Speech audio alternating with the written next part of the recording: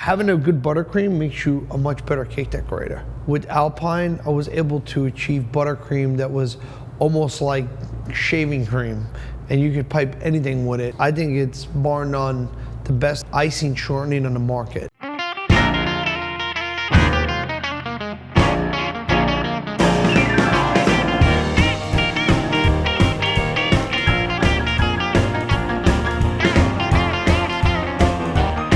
The search for America's best cake decorators is on.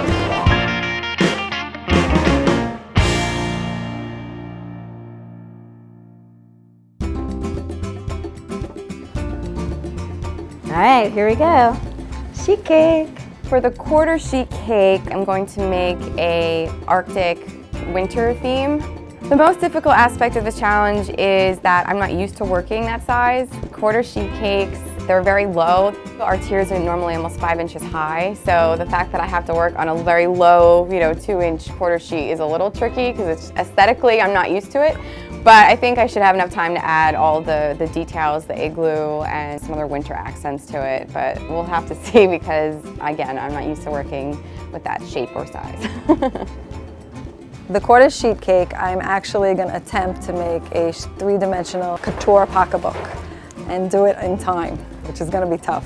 The techniques I'm going to be using for the pocketbook, I'm actually going to do a quilting technique. We're also going to be molding a chain and a pretty flower and putting it all together using clay guns and all different tools to make it happen in 45 minutes. The concept of the quarter sheet cake, I wanted to go a little bit out of the box. So basically my concept is to use each layer of the sheet cake to kind of like create a mattress, put them together, decorate the entire bed, and then put the kids' element like the teddy bear, the pillow, and the back head. So it is a completely different design what you will normally expect from this kind of cake. For my quarter sheet cake, we're going to make something that looks like a flower box. So it has wood panels on the side, and then the whole entire top is going to be covered with sugar flowers.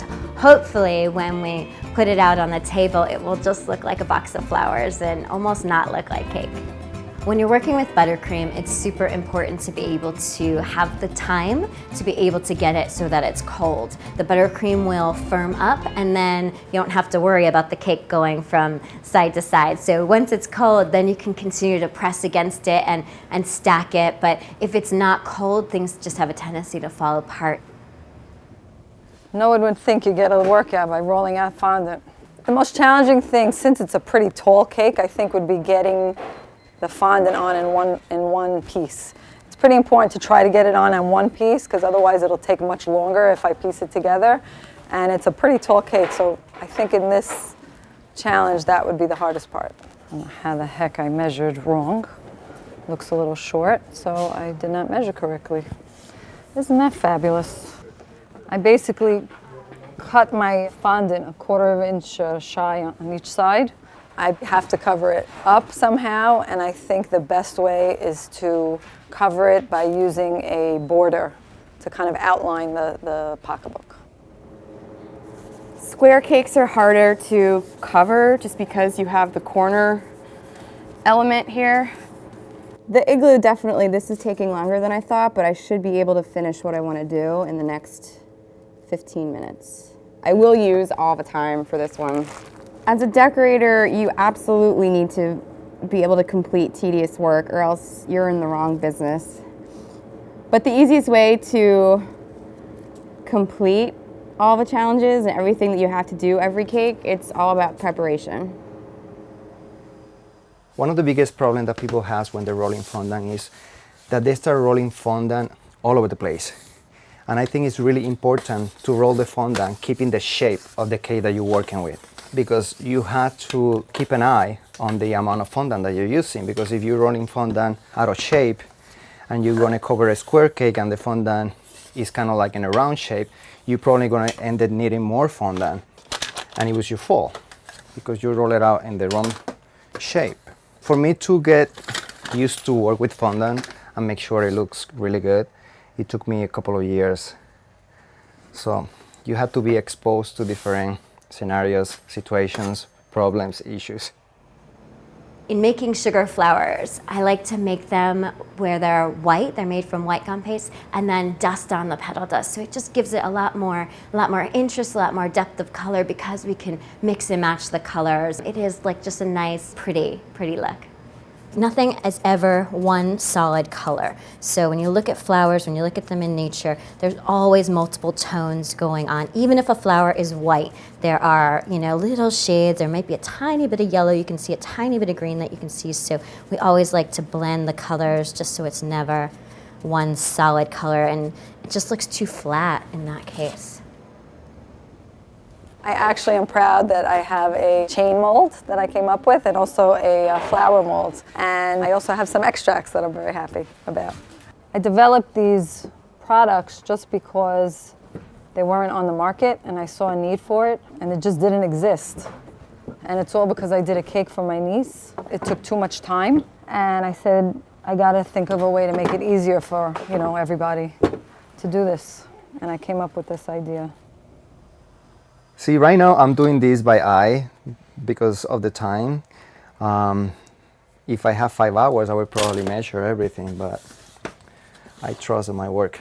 Another technique that I'm going to be using for this particular cake design will be quilting to create like the stitches on the blanket of the boy. So my idea is to run them all over the blanket to create like the actual stitches that you normally see on the blanket. I think sometimes when we're working on cakes, we think that oh my gosh, they have to be absolutely perfect, but allow it to be a little bit more natural, and I think it just looks beautiful. It takes like very careful eye to know how much is enough and when is it too much. So I'm just adding a nice finishing touch. It gives it a little bit more depth, makes it look a little bit more realistic. Just so that it finishes that trompe-l'oeil kind of look. And really, if you put this on a table, people are just going to think it's a box of flowers. Time. I could always use more time. Every cake decorator could use more time in decorating cakes because there's always going to be something that you see from another angle, or there's always something that you think you might add to enhance it. But if you prep out everything you need to do and give yourself enough time, there won't be any last-minute stress. Took me a really long time to figure that out, but preparation is everything. I'm done. The quarter sheet cake turned out amazing, actually, better than I was expecting. It is really important to be fast when you're decorating a cake because it depends on production. I mean, that means that you're going to be able to put together more cakes and not spend the whole day doing just one cake. Of course, there's some certain designs that are going to require the entire day, maybe more than one day, but speed is really important. I love my quarter sheet cake. I didn't have to worry about getting the sides of my cake so perfectly smooth because I knew I was covering them up with the wood grain pieces. It's just such a pretty cake. I don't know, I love flowers. I love things that are natural and just right up my alley. I think the most difficult aspect of the quarter sheet cake challenge is that there's so much space that you can decorate on that you can either really go nuts and add too much so it looks too crazy, or add not enough and make it look really bland and boring. So I'm trying to add something cool on there without making it look too crazy or too stark. I thought it was important to give it that wow factor, and I basically took a little bit of confectioner glaze with a brush and brushed it right on the entire cake, and it kind of gave like a leather appearance. I think that technique of the confectioner glaze just boosts it up a notch and just makes it special. Love it. I think it's gorgeous. I would want this cake. I wouldn't mind the bag either.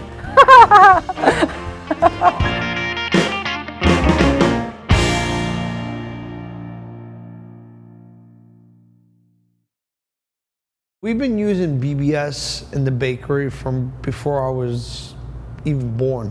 We use it in so many different things, and it's kind of like one of those go-to things that you don't have to worry about. It's my favorite shortening.